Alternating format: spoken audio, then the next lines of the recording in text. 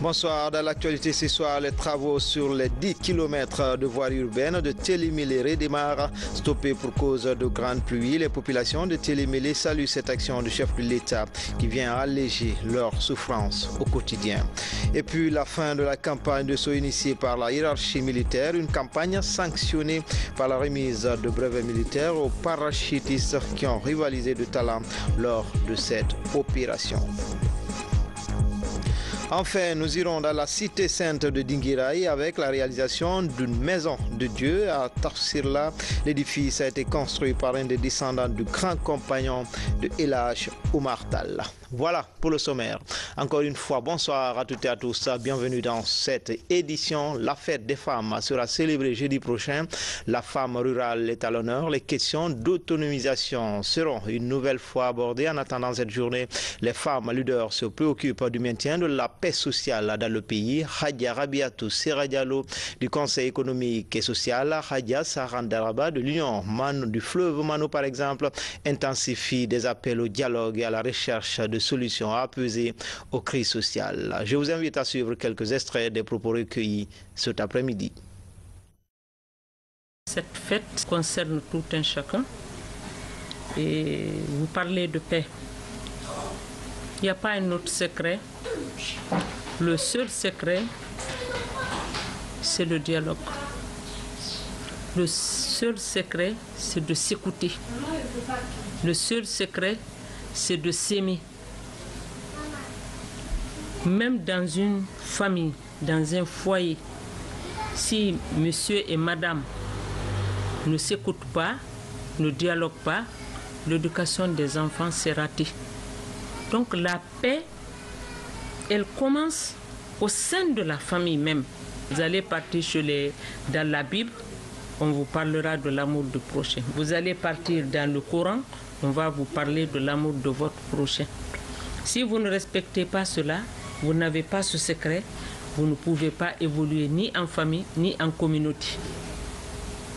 Et donc, vous ne pouvez pas faire avancer votre nation ou votre communauté. Nous sommes héritiers d'une civilisation glorieuse. Nous avons le devoir impérieux de la transmettre à nos enfants et à nos petits-enfants. C'est pourquoi je dis, la crise actuelle, les femmes doivent se lever et nous sommes en train, n'est-ce pas, de nous concerter pour nous permettre vraiment d'agir petit à petit, parce qu'il faut qu'on sorte de ce cycle quasi automatique, n'est-ce pas, de crise politique dans ce pays-là. Il faut qu'on en sorte. Pour nous-mêmes, mais aussi pour nos enfants, pour nos petits-enfants. À Télémélé, l'image de la ville change peu à peu grâce aux travaux de bitumage des 10 km de voies de la voirie urbaine, un projet offert par le chef de l'État pour améliorer les conditions de vie des populations de Horelouba. Les travaux vont durer 18 mois et seront exécutés par l'entreprise Gicopress. Mamadou Saliouba. Des caterpillars et des compacteurs s'activent à mettre le goudron dans la voirie urbaine de Télémélé sous le regard enthousiaste de la population.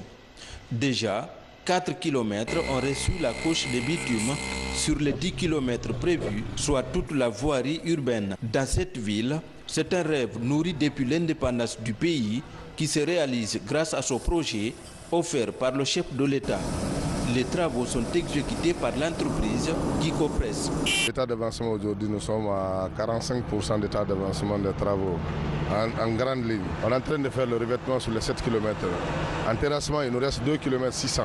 La population, ils ont choisi des rues qui sont très importantes pour eux. Donc ils ont choisi les 5 routes. La première route, c'est de Dara jusqu'à Samankung, c'est à 5 km 300. Après la ligne numéro 2 qui est derrière le DP jusqu'à la contourante. Depuis avant l'indépendance jusqu'à nos jours, c'est une première à Télémélé. Donc il y a eu beaucoup de successions de pouvoir. C'est le pouvoir du professeur Alpha Condé qui est venu vraiment assister Télémélé pour enlever le calvaire des citoyens de Télémélé.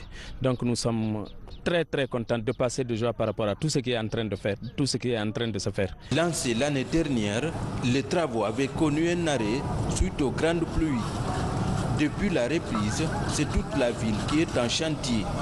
Partout, les machines tournent pour finir les travaux avant le délai contractuel de 18 mois. Les travaux sont répartis en 5 lignes comme Dara Samankou ou encore Kouna Bagire. Peu à peu, le goudron remplace la poussière dans cette ville. C'est quelque chose qu'on n'avait jamais vu dans notre vie. Donc, on a eu la chance de voir ça chez nous ici. On a vu dans les autres préfectures. Donc, on a vu à Télémélé aussi. Donc, on est très très content. Il y a beaucoup de changements, quoi. Je suis né ici, j'ai grandi ici. On nous avait toujours promis. Mais aujourd'hui, c'est une réalité. Avant, la poussière nous fatiguait trop. Un contrôleur technique veille sur la qualité des travaux. C'est en 2014 que le chef de l'État a offert à la population de Télémélé son projet de bitumage de la voirie urbaine sur 10 km. Et aujourd'hui, l'image de la ville change peu à peu et la population peut désormais se déplacer facilement à Télémélé. C'était Mamadou Saliouba depuis Télémélé. Les résultats du projet marché inclusif et durable des produits forestiers non lignés ont été présentés à Conakry. À travers cette action, le comité de pilotage de United Purpose entend accompagner le gouvernement dans la valorisation et la commercialisation du beurre de karité, du miel et du Soumbara produits par les groupements féminins de la Haute-Guinée. Komara Moussa. Jusque-là, la production et la commercialisation du beurre de karité et du Soumbara étaient traditionnelles en Haute-Guinée, alors qu'elles constituent la principale activité des femmes démunies. En 2014, l'United Purpose décide d'apporter son expérience afin de permettre à ces femmes de tirer des revenus plus conséquents de la vente des produits ligneux. C'est ainsi que 52 groupements de Cancans et de Farana, répartis entre 32 villages, ont appris les techniques d'extraction moderne, de la transformation, de la conservation et de la maîtrise du circuit commercial des produits ligneux. Aujourd'hui, ce projet nous porte bonheur. Notre souffrance dans la transformation a baissé. Nous avons de la qualité et les clients nous viennent de partout. Ce qui est intéressant, nous gagnons plus d'argent qu'avant. Les résultats présentés à ce jour sont encourageants. La production n'est plus traditionnelle et le circuit commercial est maîtrisé. Les acteurs vont continuer la dynamique pour consolider les acquis. Grâce à ce projet, 46% des femmes des jeunes concernés subviennent à leurs besoins et gagnent la confiance des microcrédits. Ce projet visait essentiellement à améliorer les revenus des femmes guinéennes en zone rurale qui produisent et qui commercialisent les produits forestiers non ligneux et aussi avoir un impact économique dans les systèmes de marché ciblés qui sont ceux du néré, Soumbara, du karité et du miel essentiellement. Les attentes ont été récompensées parce que avec les artisans, on a mis un prototype guinéen de décortiqueuse de néré et qui est beaucoup apprécié par les femmes de la Haute-Guinée.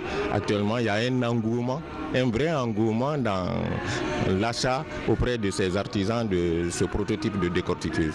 Tous les résultats attendus ne sont pas comblés. Cette rencontre est l'occasion pour le comité de pilotage du projet de réfléchir sur les insuffisances et les axes stratégiques pour les années à venir. Un plan de gestion des ressources naturelles et des règles de gestion par les communautés elles-mêmes est envisagé. Dans le Sankara, les acteurs du monde rural de la région de Farana évaluent les impacts des projets et programmes dans leurs localités respectives. Le cas du PNAFA a été cité en exemple, un projet dont les retombées sont bénéfiques pour les populations des préfectures de Dinguiraï, Daboula, Kissidougou et Farana. Les images de Silati Kourouma sont commentées par Moussa Bangoura. Il se retrouve à Farana pour la mise en place d'un cadre de concertation régionale pour la promotion du secteur agricole. Ces acteurs de développement du monde rural vont réfléchir sur un certain nombre de questions en vue de pouvoir harmoniser leurs activités sur le terrain, mais également évaluer les impacts des différents projets. Il faut des chances comme ça pour que les gens sachent qu'il y a des possibilités de collaboration entre leurs structures. Donc tout le monde a salué, vous l'avez vu, la chose, et tout le monde demande à ce que chaque année, on le fasse au moins par an une fois. Au cours de ces journées de réflexion, les participants ont tour à tour expliqué aux partenaires du PNAFA leur programme de développement agricole et animal. les difficultés ainsi que les contraintes liées à la pratique agricole. Cette réunion a ressorti la nécessité d'approcher le milieu rural, de former dans le tas les paysans, surtout dans l'utilisation des intrants, les herbicides, je veux dire, les engrais également, et les techniques culturales en gros. Avec également les nouveaux cadres qui sont mutés dans les préfectures, les nouveaux fonctionnaires, et nous avons ressorti une nécessité de mise à niveau de ces cadres. Dans le cadre du PTBA 2018, on a prévu l'aménagement de 163 hectares de périmètre maraîcher et risicole. On a programmé la réhabilitation de 53,200 km de pistes, la réalisation de 9 mètres linéaires d'ouvrage de franchissement, aussi la réalisation de 11 magasins de stockage, dont 6 de 300 mètres carrés, 5 de 125 mètres carrés et 3 complexes d'étivage pour les femmes qui font la transformation du riz. Le PNAFA, Programme national d'appui aux actions filières agricoles, coordonne les activités. Il couvre les régions de Kindia, Boké et Farana. Le ministre des Mines face aux étudiants de l'université Roi Mohamed VI de Conakry, Abdoulaye Maga-Souba, a animé une conférence débat sur le thème « Le rôle des mines dans le développement socio-économique de la Guinée ». Une occasion pour lui d'expliquer aux étudiants la politique du gouvernement en matière de gestion des ressources minières. Abraham Christophe Conté, Saint-Martin Fancinadouno. Sur les campus des institutions universitaires et professionnelles Roi Mohamed VI de Conakry et de Kamsar, plusieurs filières de mines sont développées avec des spécialisations en métallurgie, exploitation minière, droit minier, économie minière. Les étudiants apprennent les concepts miniers, les modes de gestion et de transformation des ressources du sous-sol. Pour renforcer leurs connaissances théoriques, le rectorat associé à la fondation fait venir le ministre des Mines. Avec lui, les débats sont axés sur le thème « Le rôle des mines dans le développement socio-économique de la Guinée ». Ici, Abdoulaye Maga-Souba explique aux étudiants et encadreurs la politique du gouvernement en matière de gestion des ressources minières. Nous avons partagé avec eux les dynamiques en cours dans le secteur minier depuis 2011, ainsi que les enjeux actuels et les défis auxquels le secteur minier fait face, pour qu'ils intègrent cela dans leur formation académique aussi. Avec la filière de l'économie minière, on pourra bien déballer les projets miniers. Avec la filière droit minier, nous avons aussi cette chance aussi de connaître l'aspect. C'est-à-dire que ces enfants qui viennent chez nous dans ces filières-là, ils apprennent l'économie, ils apprennent le droit, mais aussi ils sont dans les carrières pour évaluer, pour connaître la teneur du jugement qui est en face. Les étudiants fortement mobilisés sont pour la plupart issus des filières de mines. Ils trouvent des débats bénéfiques car ils sont édifiés sur le fonctionnement de leur secteur d'activité. À travers cette conférence, j'ai su que le secteur minier également permet à l'économie guinéenne de se développer à travers les revenus, les ressources, et qui aussi produisent ici le capital, un capital bien conséquent. Depuis 3 ans, l'université Roi Mohamed VI a engagé des réformes pédagogiques pour des filières minières et techniques. Elle a construit un grand laboratoire d'études et de contrôle des sols et des matériaux de BTP. En visitant ces installations, le ministre des Mines s'est dit confiant que les étudiants pourront désormais lier la théorie à la pratique. Littérature pour ce mois de février, la palme du meilleur auteur revenue à l'écrivain journaliste Fasseli Domara. C'est une initiative de la délégation de la Renaissance française en Guinée. L'ambition de cette structure est de promouvoir la culture et distinguer le mérite. Diamokaba. Un mois, un écrivain et un ouvrage. C'est une longue tradition pour la délégation de la Renaissance française. Le dernier vendredi de chaque mois, l'institution célèbre un auteur guinéen. Fasseli Domara, journaliste et écrivain, se distingue comme auteur du mois de février. Une récompense qui arrive à un moment où Conakry est capitale mondiale du livre. Au niveau de la délégation, nous faisons la promotion du livre et la promotion d'abord des auteurs guinéens. Ce monsieur, vous étiez là, vous avez suivi et il a une histoire très originale. Son père était une grande personnalité de ce pays et il a fait des choses exceptionnelles. Et pour ça, comme il a pris le temps et l'énergie d'écrire sur lui, on a pensé que c'était quand même un bon livre du monde. C'est un grand mérite pour Fasseli Demara, qui a eu un parcours exceptionnel de grand journaliste, de grand fonctionnaire international. C'était donc un mérite pour lui d'accéder à cette distinction honorifique. Au-delà de sa personnalité, Fasseli Demara a aussi présenté son livre intitulé « Le Caïman s'est tu pour de bon », un ouvrage de 171 pages qui rend hommage à Djomba Mara, père de l'auteur. Le Caïman s'est tu pour de bon, le Caïman n'est autre chose que mon père. Et dans la culture mandingue, quand on traite quelqu'un de Caïman, de hibou, d'éléphant, d'hippopotame, c'est parce que la personne est redoutable. Hein? Redoutable tant parce que la personne tue, non, parce que la personne défend certaines valeurs et se positionne comme un être incontournable et utile à sa société. Tel fut le cas de mon père. La délégation de la Renaissance française souhaite maintenir ce cap afin de composer toujours avec l'esprit des grands noms de la littérature guinéenne. Autre caractère innovant est celui de faire découvrir à la nouvelle génération les histoires du livre et ses personnages. Direction Mafere, où la campagne de saut a pris fin ce week-end, une cérémonie marquée par la remise de brevets militaires aux parachutistes. L'événement s'est déroulé au bataillon spécial de Conakry, Camp Alpha Yaya Diallo, en présence des autorités civiles et militaires. Sergent-chef Alassane Diaby, il est correspondant de la presse militaire. Ils ont passé 20 jours de manœuvre entre terre et ciel. À présent, ces 327 stagiaires reçoivent leur brevet militaire parachutiste. Les opérations se sont déroulées à Maferenya, opérations au cours desquelles chaque stagiaire a effectué 2 séances de saut. La campagne a connu un taux de réussite complet grâce à l'appui technique du détachement de la première brigade d'infanterie de parachutistes des forces armées royales du Maroc, assisté des moniteurs guinéens. Faire de notre armée une armée de référence, de modèle, demeure la progression majeure des chefs hiérarchiques.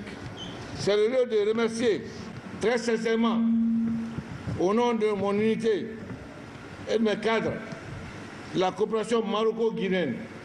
Il reste entendu que militaires marocains et guinéens, acteurs de cette campagne et artisans de son succès, n'ont pas manqué l'occasion de prouver que l'interopérabilité entre les deux armées a toujours sa place dans le cadre de cette coopération. Une grande première au sein des forces armées guinéennes depuis 2 décennies. Un engagement des autorités de la Troisième République. Dans le cadre du vaste programme de réforme du secteur de la sécurité et de défense engagé dans notre pays, les autorités du ministère de la Défense nationale ont fait de la formation et de l'instruction militaire des unités une de leurs priorités fondamentales, ce qui est en parfaite cohérence avec la vision de son Excellence le professeur Alpha Condé, président de la République, chef des armées, qui, depuis son accession à la magistrature suprême, fait de l'armée guinéenne une armée républicaine. La remise de témoignages de satisfaction décernés au chef de la délégation marocaine et l'échange des cadeaux symboliques ainsi que la prestation des Amazones de Guinée ont sanctionné cette mission militaire. Religion, à présent, les travaux des journées diocésaines de la jeunesse se sont déroulés à Koundara, c'est dans le nord-ouest de la Guinée. 4 jours durant, les jeunes de l'archidiocèse de Conakry parleront de la vie chrétienne, mais aussi de leur engagement au niveau de leur communauté. Envoyé spécial à Koundara, Valérie Talimane.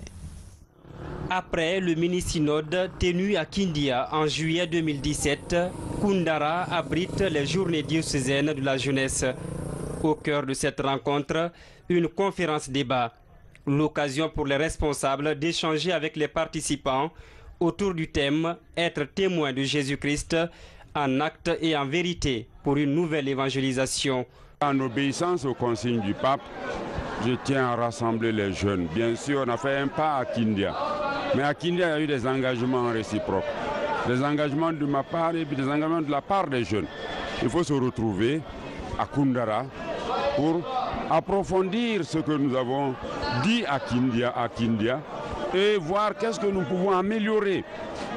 Apprécier ce qui a été fait de bon et voir comment aller plus loin pour le bonheur de la jeunesse de notre pays. Outre les aspects religieux abordés pendant cette conférence, les jeunes sont tout de même interpellés à donner un temps à la formation. Le but est de faire de la jeunesse chrétienne un modèle de réussite capable de servir l'Église et la nation. Alors aujourd'hui, c'était juste pour interpeller les jeunes que ce témoignage ne peut pas se faire sans notre engagement d'abord dans l'Église. C'est ce que je voulais ressortir. C'est pourquoi je les ai appelés à la formation, mais aussi à l'amour de l'Église et à s'engager dans les différentes structures de l'Église, mais aussi à s'aimer et à cultiver la gratuité. Plus de 300 jeunes venus de l'ensemble des paroisses de l'archidiocèse de Conakry prennent part à ces journées autour de leur père évêque. Des actions initiées pour permettre d'attiser leur engagement. Être acteur de la nouvelle évangélisation, ceci nous interpelle à beaucoup plus d'engagement, à beaucoup plus de dons personnels et pour changer un peu l'image de la jeunesse. Pas seulement de la jeunesse chrétienne, nous sommes celles et lumières, mais une jeunesse guinéenne plus vivante et plus engagée dans le combat du développement. Le thème choisi cette année et qui concentre l'attention des jeunes est à la fois une ligne d'orientation. Le désir du Père évêque étant de voir la mise en pratique des résolutions du mini-synode, des résolutions qui visent entre autres à rendre les jeunes plus dynamiques au sein de leur société. À l'église Wina-Chapelle, 15 croyants viennent d'être consacrés pasteurs. Ils s'engagent à prêcher désormais l'évangile et à prier pour toutes les nations. À leur côté, plusieurs autres fidèles de cette même église s'engagent à servir le Seigneur. Samara Tolno, Robert Bangoura. À l'église Wina-Chapelle de Simbaya, les vocations se multiplient. Au terme d'un long cycle de formation, 15 croyants répondent à l'appel de Dieu. Ils s'engagent à servir le Seigneur. On les appellera désormais pasteurs. Ils sont présentés à la congrégation.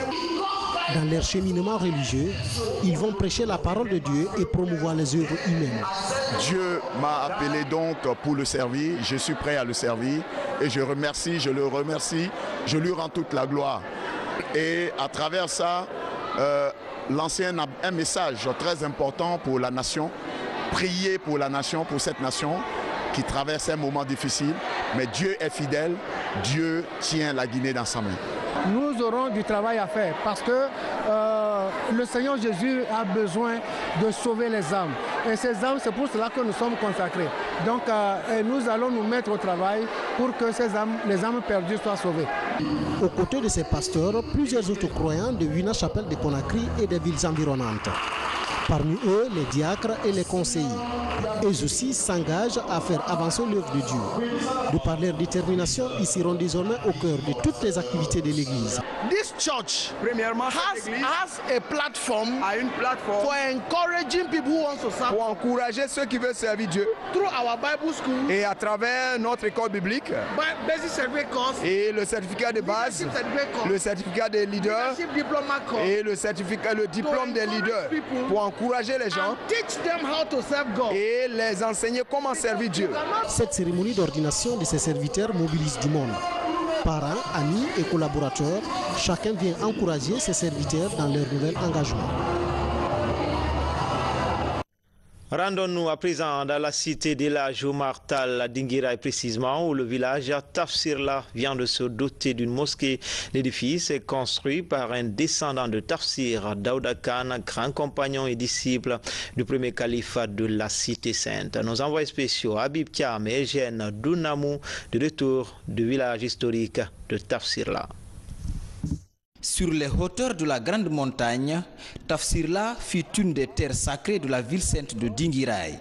Son fondateur, Tafsir Daouda Khan, disciple d'El Hadj Oumar Tall, l'érudit avait choisi cette zone comme lieu de campement afin de veiller sur la cité de son chef spirituel. C'est un site stratégique. Le Tafsirla a 3 objectifs. 1, c'était pour la défense. Il faut toujours veiller sur l'ennemi éventuellement. De 2, sur l'islam, les invocations divines. De 3, faire les labours pour encore nourrir l'armée.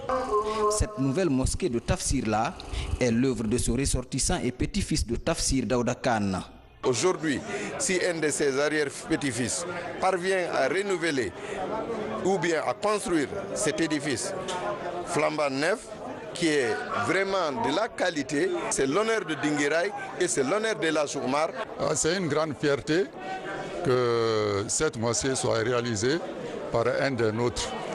Et nous souhaitons que cet exemple-là se répande à travers tout Dinguiraye. De nombreux invités ont fait le déplacement dans ce village historique de Dinguiraye. Dans un même élan de dévotion, tous appellent à l'unité d'action en faveur de l'islam, religion de paix et de tolérance. L'islam, c'est l'islam. Quiconque est venu, dès qu'il est musulman, il ne faut pas dire que moi je suis Tijania ou moi je suis Khadria.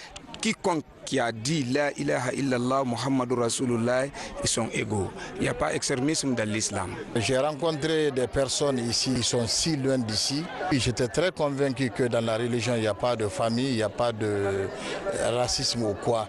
Donc que tout le monde se comprend, que tous les Guinéens se donnent la main pour que la paix puisse régner dans ce pays. En plus du grand espace réservé à l'extérieur, environ 200 fidèles pourront s'acquitter des prières collectives dans l'enceinte de la mosquée de Tafsirla. Une nouvelle voie prête à relayer les bonnes pratiques de l'islam en Guinée. Enfin, éducation, le retour des élèves en classe préoccupe les autorités et acteurs sociaux. Ce week-end, le Kontigi de la Basse-Guinée s'est impliqué dans la recherche de solutions à la crise. El Hadj Serhouna Souma, invité au bord de la Soumba, la délégation de Aboubakar Souma, c'était en présence du médiateur de la République, Aboubakar Junior Kamara.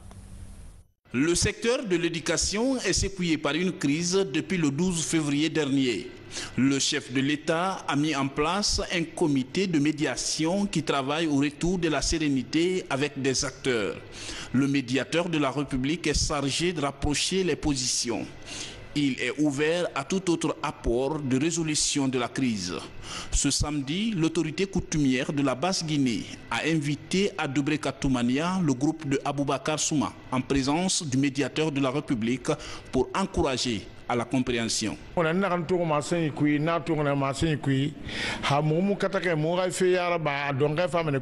comprenons l'urgence de trouver une solution rapide à cette crise. Cela pour éviter d'autres effets désastreux. Je demande aux syndicats de rester sur la ligne de réclamation de leurs droits, d'éviter toute autre tentative de récupération de la situation. Nous finirons par trouver une issue favorable. La promotion de la paix et de l'unité nationale est un devoir citoyen. Les acteurs sociaux cernent de plus en plus l'enjeu de leurs responsabilités. Les parents d'élèves angoissés suivent l'évolution des négociations sous l'égide du médiateur de la République avec beaucoup d'espoir. Et cette retrouvaille chez le Kontigi rassure. Sous l'arbre à palabre et au vestibule des sages, les sensibilisations et négociations alternent à Toumania pour faciliter le retour des enfants à l'école. Voilà, c'était tout pour ce soir. Tout le plaisir a été pour moi de vous servir pendant ces 4 jours d'affilée. Merci à tous ceux qui m'ont aidé à préparer, à vous présenter ces différentes éditions d'information. Et grand merci à vous qui nous suivez en Guinée et partout dans le monde. À bientôt, Inch'Allah.